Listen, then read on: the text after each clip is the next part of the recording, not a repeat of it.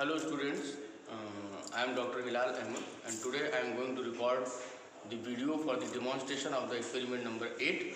The experiment number 8 is about the determination of the coefficient of thermal conductivity capital K of a rubber tube in the form of a piece, and the object of the experiment is written over here. I am showing you in the experiment manual of experiment number 8. This is experiment number 8. The object of this experiment is to determine the coefficient of thermal conductivity capital K of rubber in the form of a tube. एक tube की form में एक rubber होगी, ठीक है, उसका coefficient of thermal conductivity capital के आपको फाइंड आउट करना है, ठीक है। अब आप जानते हो, थोड़ा सा बेसिक इसका समझ लीजिए कि हीट ट्रांसफ़र के जो है वो 3 तरीके होते हैं। There are 3 ways in which the heat can be transferred from one place into another to another. तो एक जो रेडिएशन होता है, एक कंडक्शन होता है, कन्वेक्शन होता है। रेडिएशन का एग्जाम्पल अगर आप देखना चाहो तो हमारी डेली लाइफ में एक एग्जाम्पल है कि जो सन से अर्थ पे जो आपकी हीट आती है वो आपकी जो रेडिएशन के थ्रू आती है। ये सन से लाइट जो आती है अर्थ पे वो रेडिएशन के थ्रू आती है। दूसरा तरीका कंडक्शन है। कंडक्शन और कन्वेक्शन में जो एक बेसिक डिफरेंस है वो ये है कि कंडक्शन मैकेनिज्म जब होता है हीट ट्रांसफ़र का, तो in the conduction mechanism of heat transfer the material particle will not leave their places, the material particle will not move, but in convection the material particle will leave their places, okay, and they will move forward. तो conduction में material particle move नहीं करते हैं, convection में जो है material particle move करते हैं। तो इस एक्सपेरिमेंट में कंडक्शन और कन्वेक्शन ये दोनों प्रोसेस हो रही हैं, ठीक है। अब इस एक्सपेरिमेंट को परफॉर्म करने के लिए हमें किन किन चीज़ों की ज़रूरत होगी, तो वो हम एपराटस यूज़ कहते हैं उनको। तो कौन कौन से एपराटस यूज होंगे, तो रबर ट्यूब होगी। तो रबर ट्यूब कहाँ है मैं आपको दिखा देता हूँ, ठीक है। I am showing you the rubber tube, okay. This is the whole assembly of this experiment, this is the rubber tube, ठीक है। इसका हमें coefficient of thermal conductivity find out करना है। उसके बाद में स्टीम जनरेटर, तो स्टीम जनरेटर कहाँ है। स्टीम जनरेटर के लिए हमने कुकर का इस्तेमाल किया है। तो देखो यहाँ पे ये कुकर रखा हुआ है, ठीक है। ये कुकर रखा हुआ है, किस पे रखा हुआ है, इंडक्शन पे रखा हुआ है, ठीक है। जब इंडक्शन को हम स्विच ऑन कर देंगे जो है, तो ये इंडक्शन आपका हीट होना शुरू हो जाएगा। इसके हीट होने की वजह से क्या होगा, ये कुकर जो है गर्म होगा। तो इस कुकर के अंदर, ये कुकर खाली रखा हुआ है, इसमें कुछ भरा नहीं है, वाटर, इस कुकर के अंदर वाटर भरा हुआ है, ठीक है। तो जब इस कुकर को आप जो है इस इंडक्शन को ऑन करोगे तो ये कुकर आपका गर्म होना शुरू होगा। इसके अंदर जो पानी है उससे जो है वो स्टीम जनरेट होना शुरू होगी। और यहाँ पे देखो इस कुकर में रबर कनेक्टेड है, ठीक है ना। जब स्टीम बनना शुरू हो जाएगी तो ये स्टीम क्या होगी, इस रबर के थ्रू यहाँ फ्लो होती जाएगी। देखिए आप जहाँ मेरी फिंगर जा रही है उस तरफ आप ध्यान रखिए, ठीक है। ये यहाँ पे जो है जाएगी इस तरह से, और इसका रबर का ये दूसरा एंड देखिए यहाँ पे ओपन है, ये ओपन एंड है रबर का, ठीक है ना। इस एंड से जो है वो स्टीम बाहर निकलने लगेगी कुछ देर के बाद में। जब ये आपका इंडक्शन कंटिन्यूसली ऑन रहेगा तो कुछ देर के बाद कुकर के अंदर जो है जो पानी भरा हुआ है उससे जो स्टीम जनरेट होगी, वो स्टीम यहाँ इस ओपन एंड से यहाँ से, जहाँ मैं अपनी फिंगर ये लगा रहा हूँ, ठीक है, इस ओपन एंड से बाहर निकलने लगेगी, ठीक है। उसके बाद में फिर अगला जो एपराटस है वो आपका है एक कैलोरीमीटर। तो वेयर इज़ द कैलोरीमीटर, ठीक है। कैलोरीमीटर आपका ये है, ठीक है। ये देखो ये रखा हुआ है, ये कैलोरीमीटर मैं दिखा रहा हूँ आपको, ये कैलोरीमीटर है। उसमें हम जो है वो 350 ग्राम जो है वाटर ले लेते हैं, 350 ग्राम 350 ग्राम वाटर इसमें भर देते हैं इस कैलोरीमीटर में, ठीक है। एक सेंसिटिव थर्मोमीटर, तो थर्मोमीटर कहाँ है, ये आपका देखिए थर्मोमीटर है, ये सेंसिटिव थर्मोमीटर है। इससे हम टेम्परेचर मेजर करेंगे, ठीक है। तो वो प्रोसेस मैं अभी आपको बताऊंगा कि किस तरीके से क्या करना है, थर्मोमीटर का क्या इस्तेमाल है, कैलोरीमीटर में जो पानी लिया हमने 350 ग्राम उसका क्या इस्तेमाल है, ठीक है। उसके बाद में फिर आपकी एक स्टॉप वॉच आ गई। तो स्टॉप वॉच ये हो गई आपकी। अब स्टॉप वॉच का क्या यूज़ होगा, ठीक है, वो भी आपको बताया जाएगा। And a wooden screen, where is the wooden screen, in wooden screen we will place our calorimeter. इस कैलोरीमीटर को जो है जिसमें पानी भरा हुआ है इसको हम इस तरह से यहाँ रख देंगे इसके अंदर। तो this is your wooden screen, okay. और इस कैलोरीमीटर के अंदर जो है 350 ग्राम पानी भरा हुआ है। इसमें बहुत कुछ आपको नहीं करना है, आपको सिर्फ जो है वो छोटा सा काम करना है कि आपको 10 डिग्री टेम्परेचर राइज के लिए जो है वो स्टॉप वॉच से 10 डिग्री टेम्परेचर राइज किसका, जो कैलोरीमीटर के अंदर जो वाटर भरा है ना हमने, इस कैलोरीमीटर के अंदर अभी हम इस ट्यूब को जो है, इस ट्यूब को यू शेप में, इस तरह से यू शेप में बना के डिप कर देंगे। किसको, इस ट्यूब को, इस कैलोरीमीटर के अंदर जो पानी भरा हुआ है उसमें यू शेप में इस तरह से डिप कर देंगे। और उसके बाद में फिर हम जो है टेम्परेचर राइज का वेट करेंगे। तो 10 डिग्री टेम्परेचर राइज। मान लीजिए क्योंकि इसके अंदर स्टीम होगी ना, ये कुकर से स्टीम आ रही है रबर के अंदर, तो ये रबर जो हीटअप हो जाएगी, गर्म हो जाएगी, ठीक है। तो ये रबर क्या करेगी, जब इसके अंदर डिप कर दी जाएगी पानी के अंदर, तो ये पानी को गर्म करेगी। तो जब ये रबर पानी को गर्म करेगी तो हम उस पानी के टेम्परेचर राइज का वेट करेंगे। तो temperature rise 10 degree temperature rise के लिए किसके, इस पानी के जो कैलोरीमीटर में भरा हुआ है, ठीक है, इस पानी का टेम्परेचर 10 डिग्री कब राइज हो जाएगा। मान लीजिए इनिशियल टेम्परेचर इसका जो पानी का था वो 32 डिग्री सेल्सियस था या 35 डिग्री सेल्सियस था, for example any value you can suppose, ठीक है। और जब आपने रबर इसके अंदर डिप कर दी तो 10 डिग्री टेम्परेचर राइज कम हो गया। मान लीजिए इसकी इनिशियल वैल्यू टेम्परेचर की 35 डिग्री सेल्सियस थी, तो 45 डिग्री टेम्परेचर पहुंचने में कितना टाइम लगा, वो टाइम हम जो है वो इस स्टॉप वॉच से कैलकुलेट कर लेंगे, ठीक है ना। तो बस 10 डिग्री राइज टेम्परेचर के लिए how much seconds are being elapsed, okay, ठीक है, कितना टाइम के अंदर जो हमने वाटर जो फिलअप किया है 350 ग्राम, वो इस मेजरिंग सिलेंडर की हेल्प से किया है। देखो तो ये 100 के 3 मेजरिंग सिलेंडर भर के इसमें डाल देंगे और फिर एक 50 ml का डाल देंगे, ठीक है ना। तो इस तरह से आपके पास 350 ग्राम पानी इसके अंदर हो जाएगा, या 350 ml पानी हो जाएगा इस कैलोरीमीटर के अंदर जो है, ठीक है। अब इस कैलोरीमीटर का जो आपका जो वेट है, ठीक है, इसका यूज यहाँ पे देखो होगा, ये लिखा हुआ है आपका, ठीक है, ये आपकी कैलकुलेशंस वाले पार्ट में होगा, ये देखिए, ठीक है। तो mass of the calorimeter plus stirrer, देखो यहाँ पे ये लिखा हुआ है, इस कैलोरीमीटर पे ही मेंशन्ड है, मैं बता दे रहा हूँ आपको, इन सब चीज़ों की ज़रूरत पड़ने वाली है आपको कैलकुलेशन में। ये देखो लिखा हुआ है 176.840, 840 आगे कितना है 8400, ओके, 176.8400, ये आपका हाँ 840 ग्राम, 176.840 ग्राम, ओके। तो अब यहाँ दिखाओ, ये आपका mass of the calorimeter plus stirrer है। तो स्टीरर कहाँ है, स्टीरर ये है आपका, देखिए ये है आपका स्टीरर, ये स्टीरर और प्लस कैलोरीमीटर ये इसके अंदर इस तरह से डाल देंगे तो इन दोनों का मास मिला के 176.840 ग्राम है, ठीक है ना। उसके बाद में mass of water capital M, तो mass of calorimeter plus stirrer, इसको स्मॉल m से डिनोट कर रहे हैं, जो कि आपका जो 176.840 ग्राम है, इसको हम किलोग्राम में कन्वर्ट कर लेंगे। मास ऑफ वाटर जो इसके अंदर है, जो अभी हमने भरा है, वो कितना भरा है मेजरिंग सिलेंडर से, ये मेजरिंग सिलेंडर रखा हुआ है, देखो ये है मेजरिंग सिलेंडर, ठीक है। इसकी हेल्प से हमने 350 ग्राम या 350 ml पानी इसके अंदर भर दिया है, तो वो कैपिटल M से डिनोट कर रहे हैं, ठीक है। फिर इनिशियल टेम्परेचर ऑफ वाटर θ3 कहलाएगा, फाइनल टेम्परेचर ऑफ वाटर θ4 कहलाएगा, लेकिन फार्मूले में आपके पास θ1 भी है। तो फार्मूला कहाँ है, देखो फार्मूला आपका ये है। तो θ1 क्या है, θ1 आपका जो है ये देखिए, ये आपका θ1 है, देखिए ये फार्मूला पूरा है कंप्लीट आपका, m + w θ4 minus θ3 log to the base e r2/r1 upon 2π l into T bracket में θ1 माइनस θ3 प्लस θ4/2। तो θ3 was the initial temperature of water when you just dip the rubber tube in the calorimeter. जब आपने rubber tube से steam बाहर निकलने लगी तब आपने यू शेप में जस्ट जब डाला ही था जो है कैलोरीमीटर के अंदर रबर को, ठीक है ना।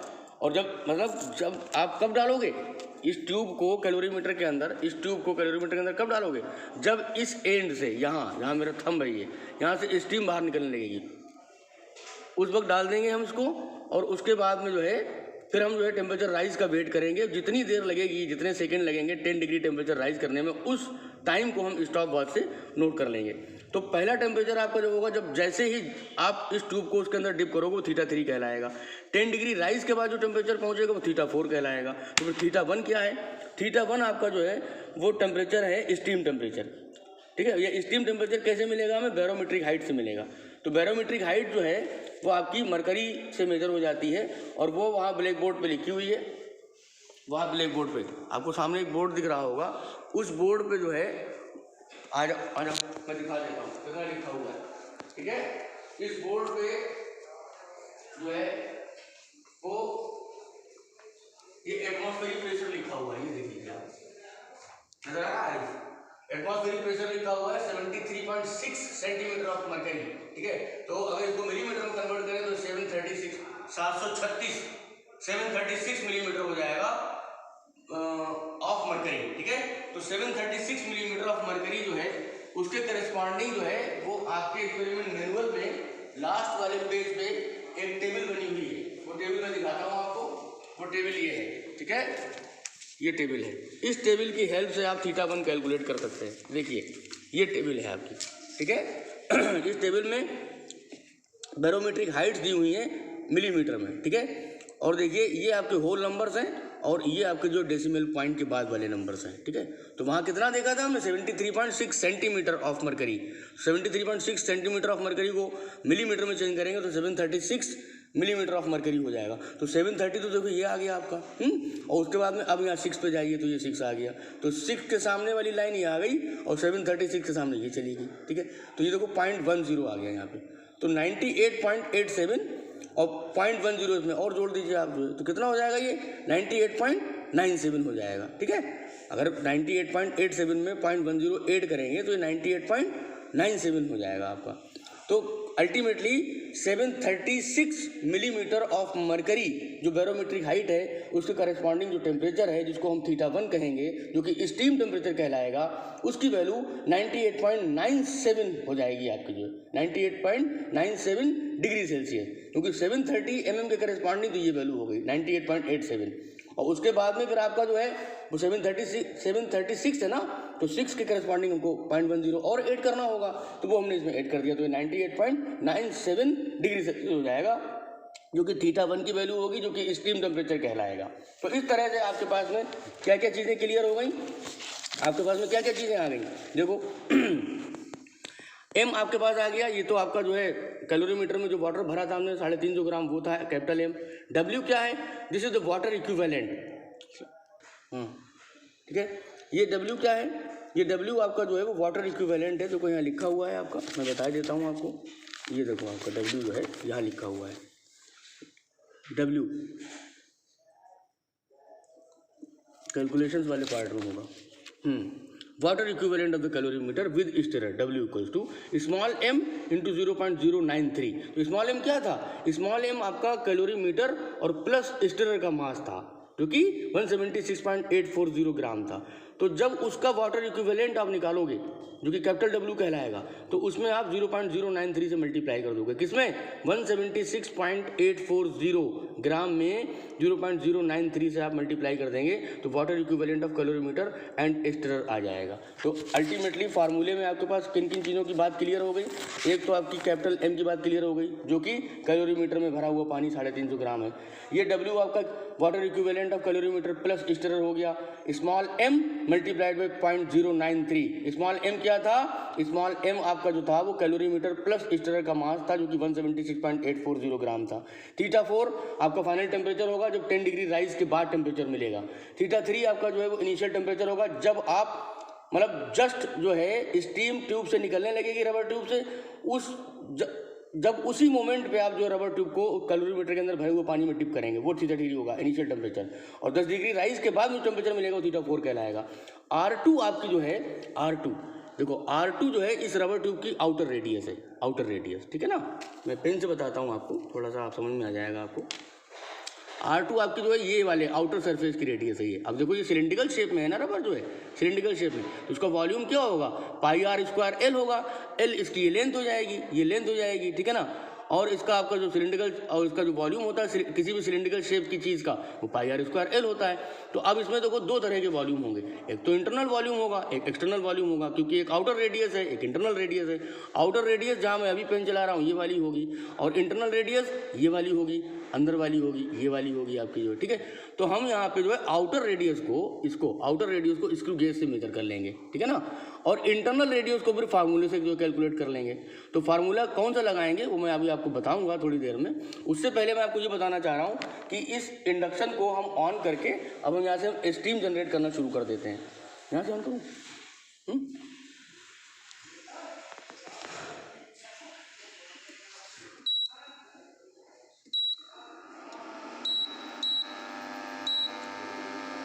ओके। अब देखो आपने इंडक्शन को 1100 पे सेट कर दिया है जो है, ठीक है ना, 1100 वाट पे, ठीक है। तो अब ये इसके अंदर ये थोड़ी देर में क्या होगा कि इस कुकर के अंदर जो पानी भरा हुआ है, इस कुकर के अंदर पानी भरा हुआ है, उससे स्टीम जनरेट होना शुरू हो जाएगी। और ये स्टीम जो होगी आपकी जो है वो इस एंड से निकलना शुरू हो जाएगी, ट्यूब के इस एंड से, जहाँ पेन टच कर रहा हूँ मैं, यहाँ से निकलना शुरू हो जाएगी। जैसे ही स्टीम यहाँ से निकलना शुरू होगी, इस ट्यूब को आप यू शेप में बना के और इसमें डाल के, इन होल्स में डाल के और यू शेप में बना के इस ट्यूब को इस कैलोरीमीटर के अंदर जो भरा हुआ पानी उसमें डिप कर देंगे। तो जिस वक्त डिप करेंगे, जिस मोमेंट पर डिप करेंगे, पानी का वो टेम्परेचर θ3 कहलाएगा, और उसके बाद 10 डिग्री राइज होने के बाद पानी का टेम्परेचर θ4 कहलाएगा। ठीक है, उसके बाद में अब देखिए आप जो है now students, I am going to tell you that how to find the internal radius of this rubber tube. Internal radius कौन सी है? ये वाली है इंटरनल रेडियस। ठीक है ना, तो जो आउटर रेडियस है ये वाली, बाहर वाली, इसको तो हम स्क्रू गेज से मेजर कर लेंगे। ठीक है ना, स्क्रू गेज कहाँ है? स्क्रू गेज हमारे पास ये है, इस स्क्रू गेज से मेजर कर लेंगे। ठीक है ना, तो इस स्क्रू गेज को हम जो है क्या करेंगे, इस तरह से यहाँ पे इस तरह से लगा देंगे। तो आउटर रेडियस का मतलब पहले तो आउटर डायमीटर मेजर करेंगे हम। ठीक है ना, ये आउटर डायमीटर मेजर करेंगे, ये इस तरह से, ये इस तरह से फंसा दिया इसको, और इस तरह से आप जो है इसको कस दीजिए इस तरह से। ठीक है ना, तो ये आपका आउटर डायमीटर आ जाएगा यहाँ पे। ठीक है, पिछले एक्सपेरिमेंट में मैंने स्क्रू गेज को इस्तेमाल करना बताया ही था आपको जो है। तो देखिए यहाँ पे ये आपका जो है, अगर आप देखो तो मेन स्केल पे आपको जो है ये देखो कितने डिवीजन दिख रहे हैं, 12 दिख रहे हैं। हाँ ये देखिए, ये दिख रहा है ना, 10 और 10 के आगे 2 और हैं, तो ये 12 हो गए। तो मेन स्केल पे 12 मिलीमीटर तो ये आ गया।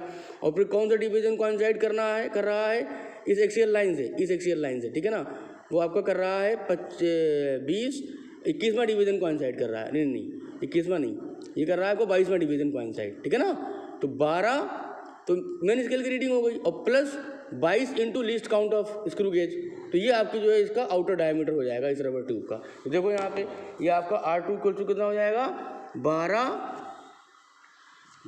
हाँ 12 किसकी हो गई, मेन स्केल की रीडिंग हो गई, प्लस 22वां डिवीजन सर्कुलर स्केल पे कोइंसाइड कर रहा था एक्सियल लाइन से, इंटू 0.01 मिलीमीटर इसका लीस्ट काउंट है।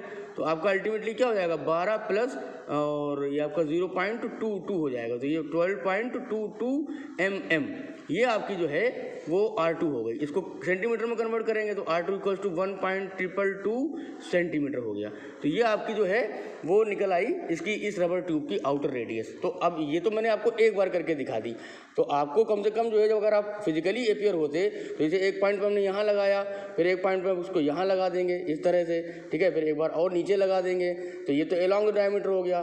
फिर इस तरीके से इसको हम इस तरीके से ऐसे करके ऐसे लगाएंगे along the perpendicular direction of the axial line of the tube. फिर एक बार यहाँ लगाया, फिर एक बार यहाँ लगाया, फिर एक बार यहाँ लगाया, इस तरह से 3 बार along the axis of the rubber tube, और 3 बार in the perpendicular direction of the axis of the rubber tube. ठीक है, इस तरह से हम जो है 3 बार जो है वो डायमीटर ले लेंगे, और फिर उन सब का मीन निकाल के डायमीटर आ जाएगा। तो ये आपका देखो जो है ये R2 बेसिकली नहीं है, दिस इज D2, ये D2 है, diameter of the rubber tube है। तो ये 1.222 सेंटीमीटर आया, तो ये आपका D2 है बेसिकली। हमने डायमीटर मेजर किया है ना, तो डायमीटर मिला, तो R2 कितना हो जाएगा, इसका हाफ कर दीजिए, तो ये 0.6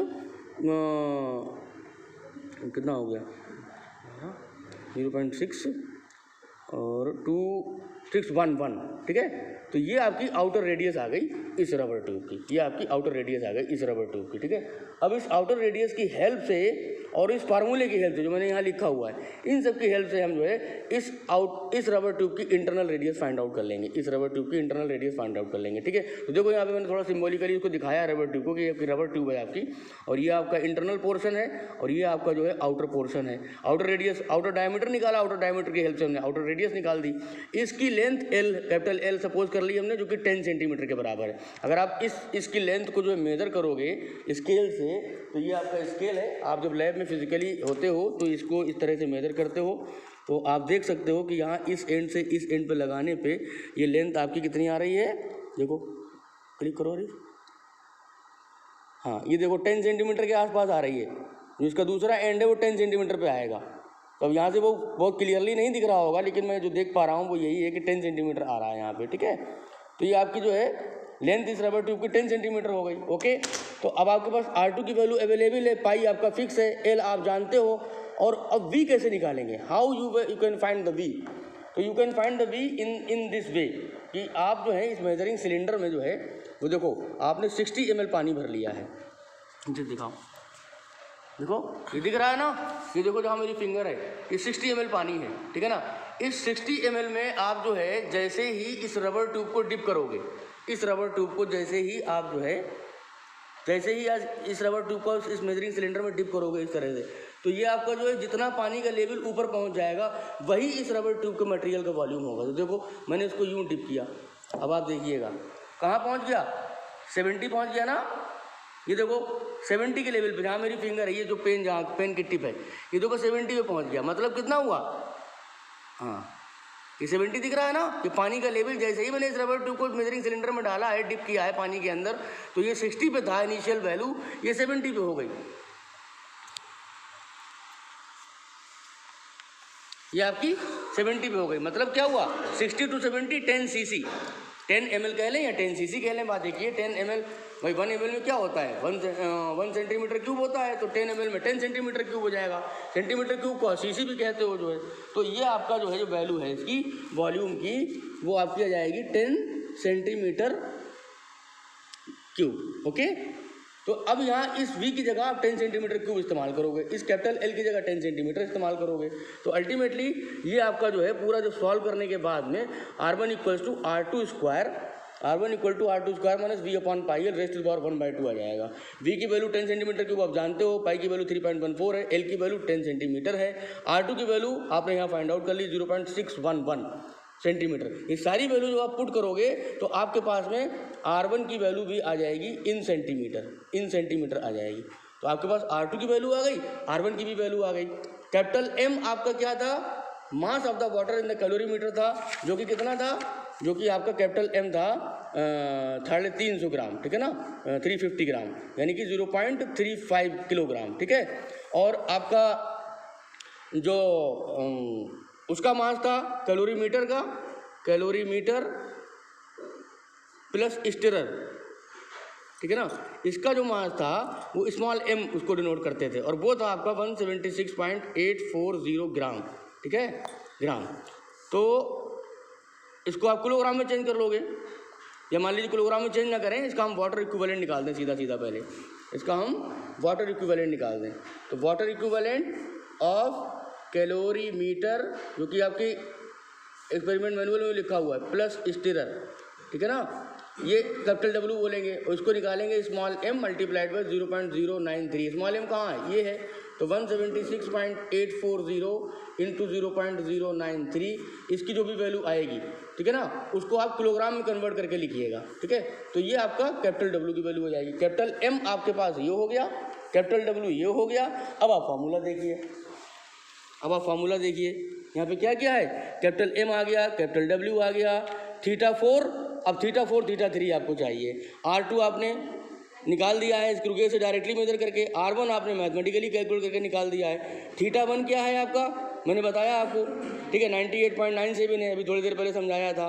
बैरोमेट्रिक हाइट के corresponding steam temperature 98.97 degree Celsius आया था। L क्या है आपका, अब ये वाला L, स्मॉल l क्या है, एक तो L ये है जो इस रबर ट्यूब की जो इस मेजरिंग सिलेंडर में डूबी हुई है, ठीक है ना, इसकी L वो थी, वो तो ये थी कैपिटल L, यहाँ पीछे ये वाली थी। एक यहाँ फार्मूले में स्मॉल l आ रही है, तो इस फार्मूले में जो स्मॉल l आ रही है, ये वाली जहाँ मेरे पेन की टिप रखी हुई है, ये क्या है, ये वो लेंथ है जब आप जो है वहाँ रबर को, इस रबर को जो है वो यू शेप में इसके अंदर जो है डुबाएंगे। तो देखो मैंने यहाँ इस लकड़ी के उसमें जो है इसको इस तरह से यू शेप में डुबा कर दिया है। अब हम इसको जो इस कैलोरीमीटर के अंदर पानी भरा हुआ ना, उसके अंदर डिप करेंगे, और ये जो हिस्सा है ना, ये वाला जो पोर्शन है वो कैलोरीमीटर के, यहाँ ऊपर से दिखा, ये दिख रहा है कैलोरीमीटर, इसके बिल्कुल बॉटम पे ये चीज़ जो है जहाँ पेन टच कर रहा हूँ, ये वाला रबर का पोर्शन कैलोरीमीटर के बिल्कुल बॉटम पे टच करना चाहिए। तो पहले हम इस तरह से यहाँ से निकाल देंगे, उसके बाद में आप जो है इसको पूरा इस तरीके से, इस तरह से और ऐसे करके डिप कर देंगे, और हम फिर जो है क्या करेंगे, इस तरह से इसके अंदर स्टिरर भी डाल देंगे ताकि हम पानी को चला सकें, क्योंकि अब रबर हीटेड है, रबर के अंदर से स्टीम पास हो रही है। तो क्या करेगी, रबर डूबी हुई पानी में, तो रबर जो है पानी को गर्म करेगी, तो इसके स्टिरर को हम इसलिए चलाएंगे ताकि पानी में यूनिफॉर्मली हीटिंग हो सके, हीटिंग इफेक्ट आ सके।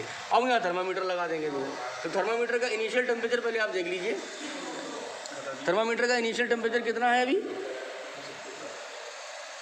कितना है इमरान, देखो अच्छा टेम्परेचर बढ़ जाएगा 30 कितना 26 है, 26 है ना, देख लिया आपने सही से, ठीक है। तो इस थर्मामीटर का जो इनिशियल टेम्परेचर है अभी, ठीक है, वो कितना है 26 है। अब उसमें इसको थर्मामीटर को इस होल में हम डाल देंगे यहाँ, हाँ ठीक है, यहाँ डाल दिया हमने, ठीक है। और इसको यहाँ से इस तरह से हिलाते रहेंगे हम, इस तरह से हिलाते रहेंगे।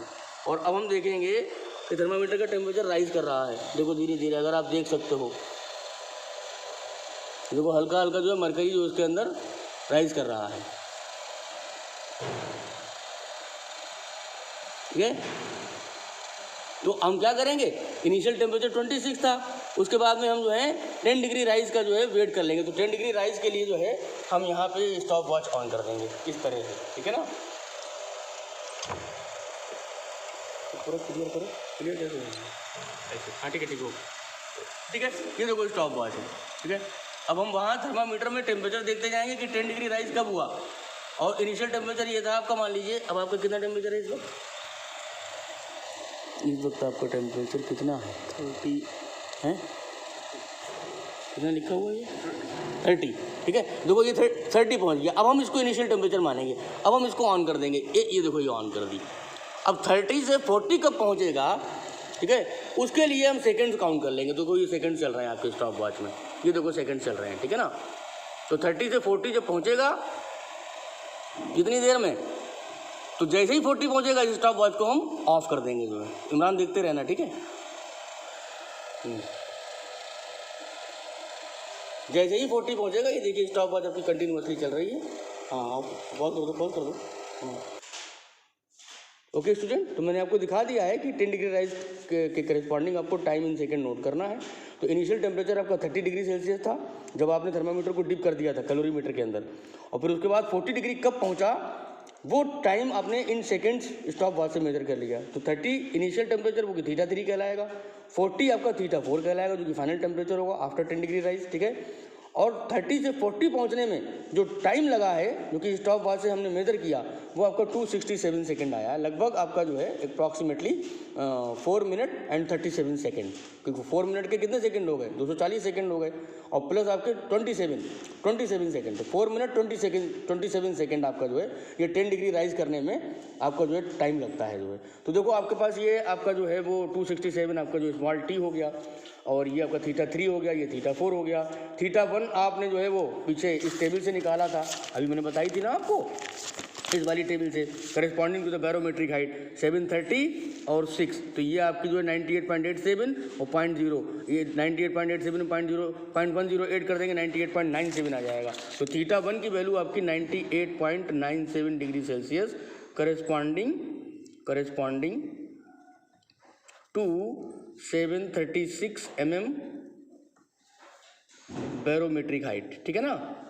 ये आपका θ1 आ गया, ठीक है ना। तो आपका θ1 आ गया, θ3 आ गया, θ4 आ गया, R2 आपने मेजर कर लिया स्क्रू से डायरेक्टली, R1 आपने इस फार्मूले के हिसाब से कैलकुलेट कर लिया जो कि सेंटीमीटर में आ जाएगा।